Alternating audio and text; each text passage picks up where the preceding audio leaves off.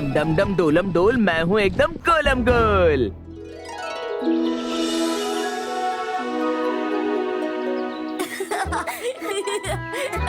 पकड़ पकड़। अरे वो देखो, अरे गाय यहाँ।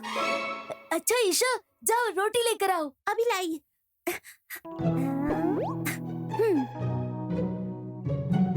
लो लो ना, खाओ ना। ये खा क्यों नहीं रही है?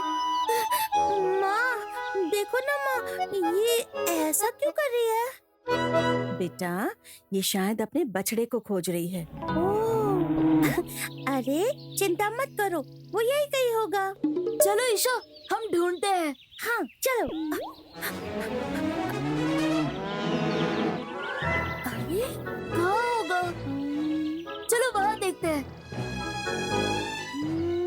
अब कहाँ होगा?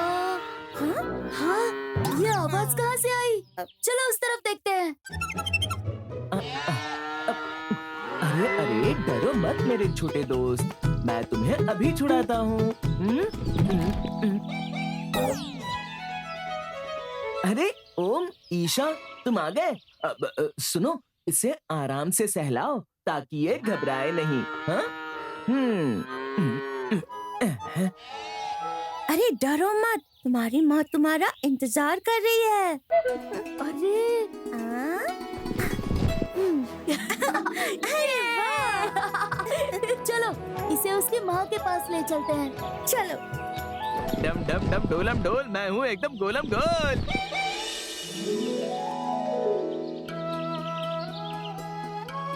बहुत अच्छे। देखो ना, जैसे हमें अपनी माँ प्यार करती है, वैसे ही ये गाय भी अपने बच्चे से उतना ही प्यार करती है ना? हाँ हाँ ओम, गाय सिर्फ एक जानवर नहीं बल्कि सच में गौ माता है। हाँ, लेकिन हम केवल गाय को ही गौ माता क्यों कहते हैं? सिर्फ गौ माता नहीं, कामधेनु गौ माता। हाँ? कामधेनु गौ माता? हाँ, जानते हैं हमारी ये प्यारी गाय को कामधेनु गौ माता क्यों कहते हैं? हाँ हाँ। ज्ञान से हिला दे जहान, अश्म पत्थर है महान।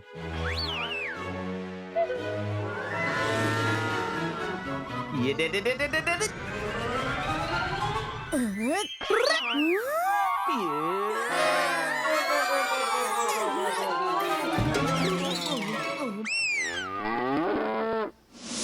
आहा, कितना मजा आया। वाव, ये कितना सुंदर लग रहा है ना? ओह, अश्मा, ये हम कहाँ आ गए हैं? बताता हूँ। बहुत समय पहले की बात है।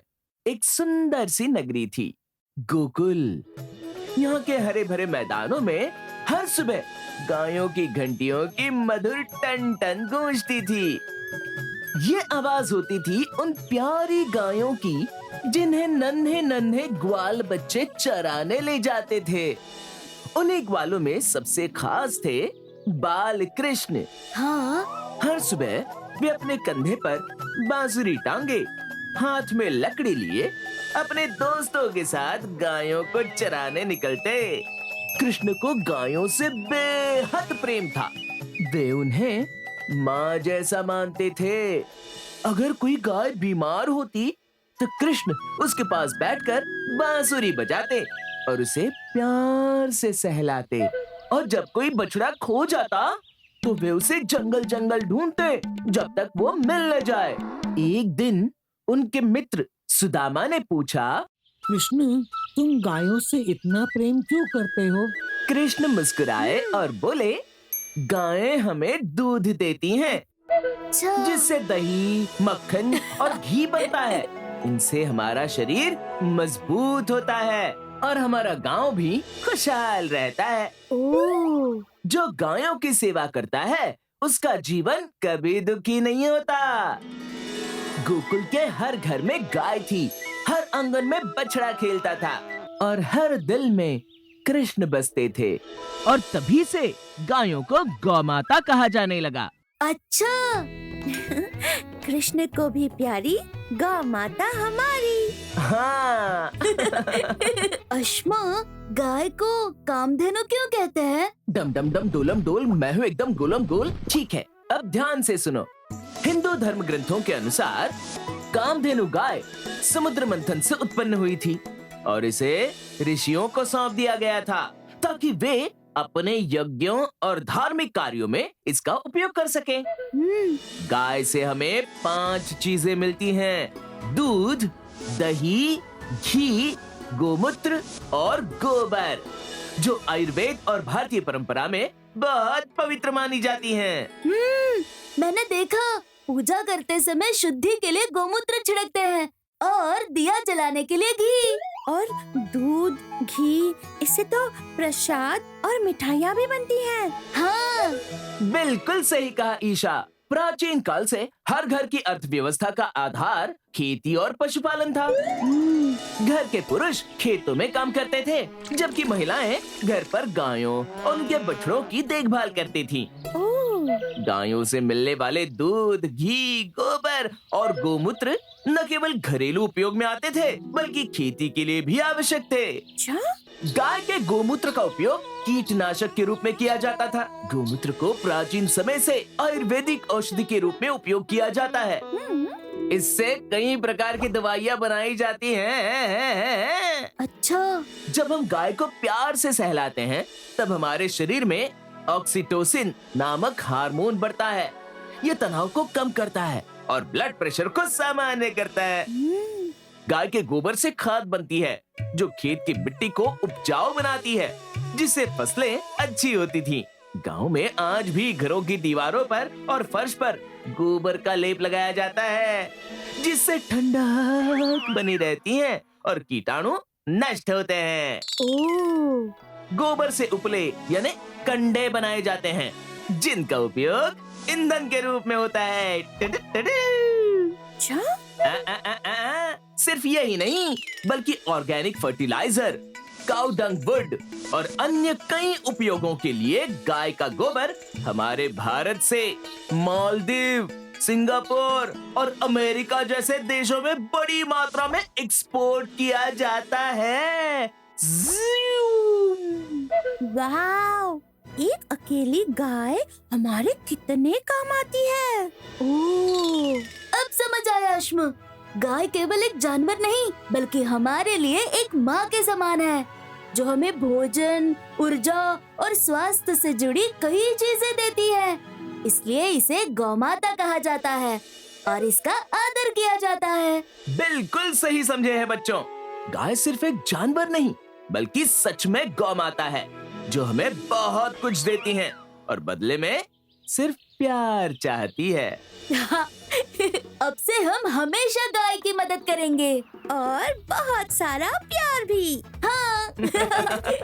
अश्मा हमारा हर सवाल को ऐसे मोड़े, ज्ञान को विज्ञान से जोड़े।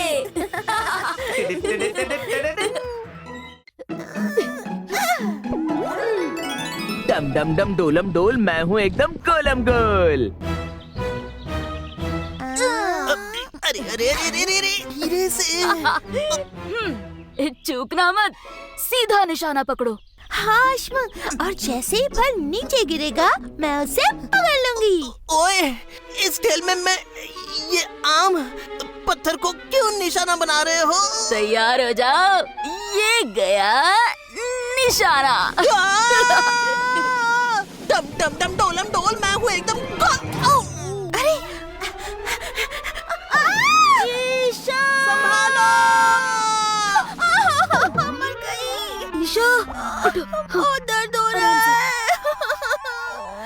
ओहो, अरे बहुत खून निकल रहा है।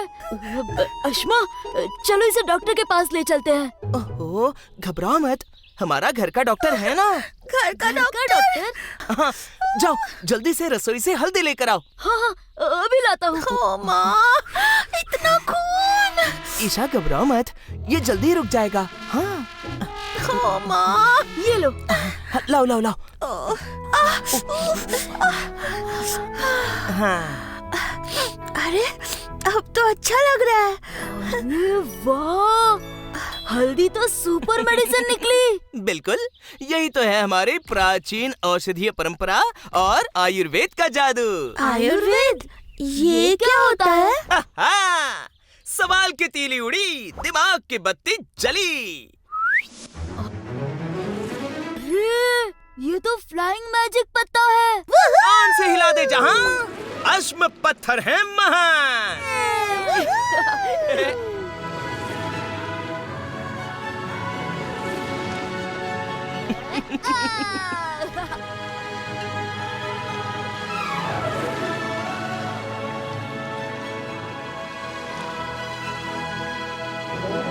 ये जंगल तो बहुत घना है। हम कहीं भटक तो नहीं जाएंगे? हाँ, ये हम कहाँ आ गए हैं अश्मा? यही तो है आयुर्वेद का प्राकृतिक औषधालय। प्राकृतिक औषधालय? मतलब नेचर का मेडिकल स्टोर। लेकिन यहाँ तो शेल्फ पर दवाइयों की शीशियाँ तो दिख ही नहीं रही। हाँ ईशा, यहाँ की हर पत्ती, हर फूल किसी न किसी दवा की चाबी है। आयुर्वेदिक दवाएं पूरी तरह प्राकृतिक होती हैं, पेड़ पौधों और जड़ी बूटियों से बनी। आयुर्वेद भारत की एक बहुत पुरानी उपचार पद्धति है। ये लो, खाओ। अरे खाओ ना। और आयुर्वेद में सबको एक जैसी दवा नहीं दी जाती। ये मान्यता है कि हर व्यक्ति की एक खास प्रकृति होती है, वात, पित्त और कफ। उसी के अनुसार आहार, दिनचर्या और ऋतुचर्या देखकर औषधि दी जाती है। ओह, मतलब जैसे सबको एक ही साइज का फ्रॉक या पैंट फिट नहीं होती, वैसे ही सबको एक ही दवा भी फिट नहीं होती। हाँ, सही पकड़े। यही तो है पर्सनलाइज्ड मेडिसिन। हाँ, आयुर्वेद में जड़ी बूटियों, धातुओं, खनिजों और आहार से बनी दवाएं शरीर के लिए सौम्य यानी जेंटल होती हैं। आधुनिक शोध भी ये साबित कर रहे हैं कि अश्वगंधा, त्रिफला, गिलोय जैसी कई आयुर्वेदिक औषधियां आज भी इम्यूनिटी बढ़ाने, सूजन कम करने, पाचन सुधारने, मानसिक शांति बढ़ाने में असरदार हैं। अच्छा? यहाँ तक कि हमारी रसोई में भी हल्दी, अजवाइन, एरंडेल और तुलसी जैसी कई औषधियाँ मौजूद हैं, है ना? हाँ हाँ, अब समझ आया। माँ भी तो यही करती थी। जैसे ही पेट दुखता, वो अजवाइन का पानी पिलाती थी। और जब कोरोना आया था, तब तो माँ रोज काढ़ा बनाकर पिलाती थी। हल्दी, अदरक, तुलसी, काली मिर्च सब मिलाकर। उस काढ़े का स्वाद कड़वा जरूर था, लेकिन असरदार भी। बिल्कुल, यही तो है आयुर्वेद की असली ताकत। एक ऐसा खजाना जो हर घर में छिपा हुआ है। चलो चलो आओ तो।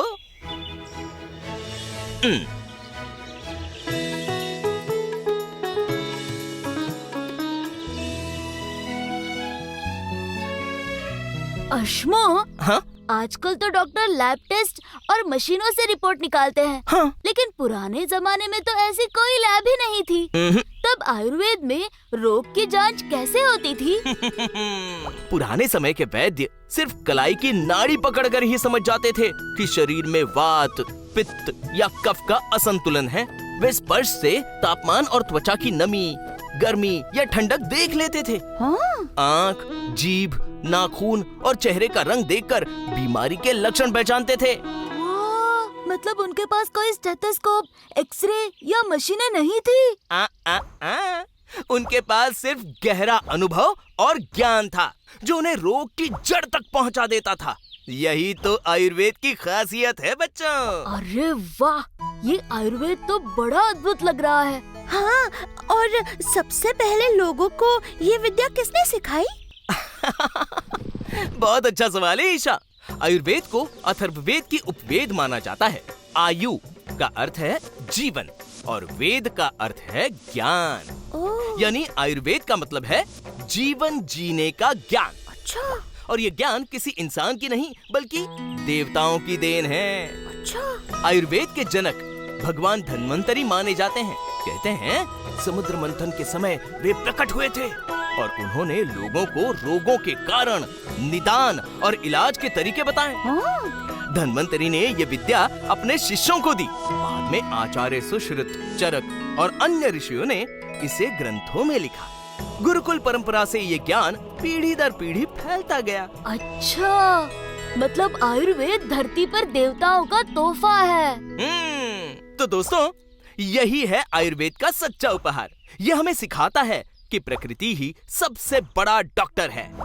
हर पत्ती, हर बीज और हर जड़ी बूटी हमारे लिए दवा है। मतलब अगर हम प्रकृति को समझ ले तो जीवन भर स्वस्थ रह सकते हैं। बिल्कुल सही। आयुर्वेद केवल बीमारी का इलाज नहीं है, बल्कि ये जीवन जीने की कला है। वाह! तो आयुर्वेद अपनाना मतलब अच्छी सेहत और प्रकृति दोनों को अपनाना है ना? सही समझे ओम। अश्मा हमारा हर सवाल को ऐसे मोड़े, ज्ञान को विज्ञान से जोड़े। डम डम डम डोलम डोल, मैं हूँ एकदम गोलम गोल। ये नहीं, हाँ, सीढ़ी।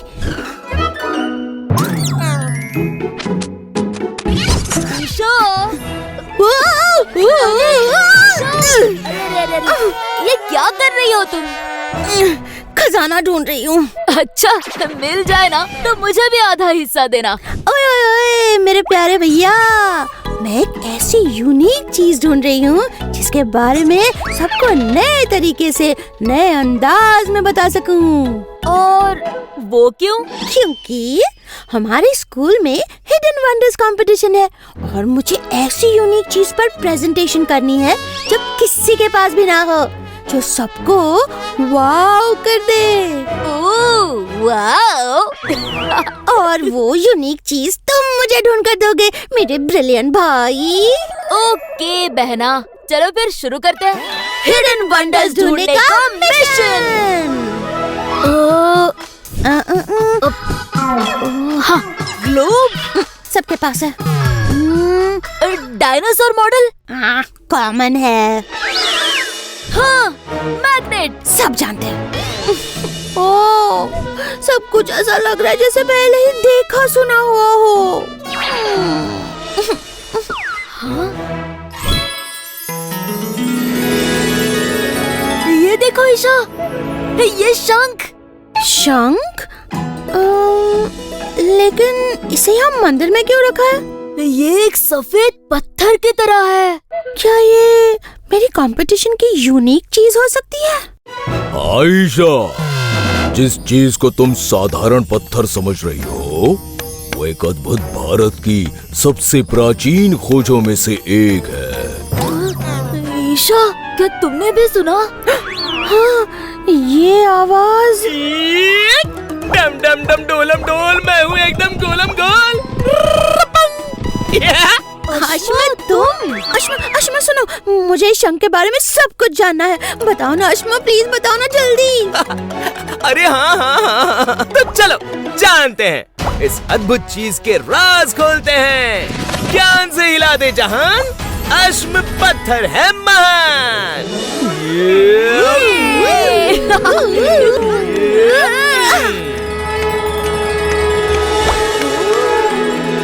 ये अद्भुत गूंज, ये ध्वनि, ऐसा लगता है मन में शांति और ऊर्जा दोनों भर गई हो। दोस्तों, ये सिर्फ एक ध्वनि या मामूली आवाज नहीं है, इसे कहते हैं शंखनाद। अश्मा, इतनी सी चीज से इतनी असरदार आवाज कैसे निकलती है? अब देखो, ये शंख कोई साधारण आकार का नहीं है। इसकी बनावट देखो, ये स्पाइरल ज्योमेट्री में होती है। जब हम इसमें फूंक मारते हैं तो हवा सीधी नहीं जाती, बल्कि शंख के अंदर घूमते हुए आगे बढ़ती है। शंख अंदर से जिस तरह गोल गोल घूमता हुआ फैलता है, वो प्रकृति के उसी नियम जैसा है जिसे फाइबोनाची सीक्वेंस कहते हैं, जहाँ हर घुमाव पहले से थोड़ा बड़ा होता जाता है। इस घूमती हुई हवा के साथ साथ ध्वनि और ऊर्जा भी सही लय में बनती जाती है। शंख के अंदर एक हॉलो चैम्बर होता है। यही चैम्बर उस हवा और ध्वनि को थाम कर संतुलित करके एक साथ बाहर भेजता है। इसीलिए शंखनाद की आवाज तीव्र होते हुए भी साफ, गहरी और असरदार लगती है। हाँ, क्या कारीगरी है। अरे दोस्तों, इसे किसी इंसान या कारीगर ने नहीं बनाया है, ये तो हमारी प्रकृति की देन है। मतलब? हाँ, बताता हूँ। ये अद्भुत शंख समुद्र का उपहार है। समुद्र मंथन के समय निकले 14 रत्नों में शंख भी एक माना जाता है। हमारे प्राचीन संस्कृति ने इसे पूजा का स्थान दिया है। पूजा में शंख बजाकर मन और वातावरण को तैयार किया जाता है। युद्ध में यही समर शंख कहलाता है। शंख की गूंज इतनी शक्तिशाली होती है कि मन और शरीर में ऊर्जा भर देती है, माहौल को शुद्ध भी करती है। तो यही वजह है कि शंख को मंदिर में विशेष स्थान दिया गया है ना? इसे सिर्फ मंदिर में रखना ही काफी नहीं है ईशा। इसके पीछे का विज्ञान और इसके सही प्रयोग से जीवन में गहरे और अच्छे बदलाव आ सकते हैं। इतना ये छोटा शंख सच में इतना बड़ा काम कर सकता है? क्यों नहीं, बिल्कुल कर सकता है। प्राचीन समय से सुबह सूर्योदय के समय ये शंख बजाया जाता है ताकि मन जागे और दिन की शुरुआत शुद्ध ऊर्जा से हो। सही ध्वनि सही समय पर इसका प्रयोग किया जाए तो ये जीवन में संतुलन बनाए रखती है। क्या इसके पीछे भी कोई विज्ञान है? हाँ ईशा, शंख से निकलने वाली मूल फ्रीक्वेंसी लगभग 70 से 110 हर्ट्ज के बीच होती है। ये ध्वनि तब बनती है जब कोई चीज कंपन करती है, यानी वाइब्रेट। और हमारा पूरा ब्रह्मांड ही कंपन से बना है। इसीलिए तो वेदों में शंखनाद को नाद ब्रह्म कहा गया है। अच्छा। जैसे कि देखो, ओम की फ्रीक्वेंसी जैसे धीरे धीरे फैलती है, वैसे ही शंख की ध्वनि भी गहरी और लयबद्ध होती है। हमारे दिल की धड़कन, सांसों की लय और दिमाग की ब्रेन वेव्स सब कुछ फ्रीक्वेंसी पर ही तो चलता है। अच्छा। जब शंखनाद की गूंज इन अंदरूनी फ्रीक्वेंसी से मेल खा जाती है तो उसे रेजोनेंस कहते हैं। इसी रेजोनेंस के कारण मन शांत होता है, शरीर में संतुलन आता है और ऊर्जा सही दिशा में बहने लगती है। अगर हम इसे सही समझ और सही तरीके से अपनाएं, तो ये एक आदत बन जाएगी, जैसे कि योग और ध्यान। हाँ, और यही आदत तुम्हारा जीवन स्वस्थ बनाएगी। स्वस्थ? वो कैसे? शंखनाद अपने आप में ही एक एनर्जी एक्सपीरियंस देता है। ये हमारे शरीर के पैरासिम्पैथेटिक नर्वस सिस्टम पर काम करता है। शंख बजाने से लंग्स कैपेसिटी बढ़ती है और ब्रीदिंग रिदम भी नेचुरली इम्प्रूव होती है और रेस्पिरेटरी मसल्स भी स्ट्रॉन्ग बनते हैं। इसकी वाइब्रेशन साइनस और थ्रोट तक पहुंचकर म्यूकस मूवमेंट में मदद करती है। फिर ये तो एक नेचुरल थेरेपी इंस्ट्रूमेंट जैसा हुआ। एग्जैक्टली। एक ही शंख और उसके भीतर शक्ति, विज्ञान, ध्वनि और शांति सब समाये हुए। हाँ, it's not just an object, it's India's unique forgotten genius. अब मैं इस आविष्कार को ऐसे प्रस्तुत करूंगी कि इसकी गूंज सिर्फ स्कूल तक ही नहीं, हर घर तक पहुंचेगी। अश्मा हमारा हर सवाल को ऐसे मोड़े, ज्ञान को विज्ञान से जोड़े।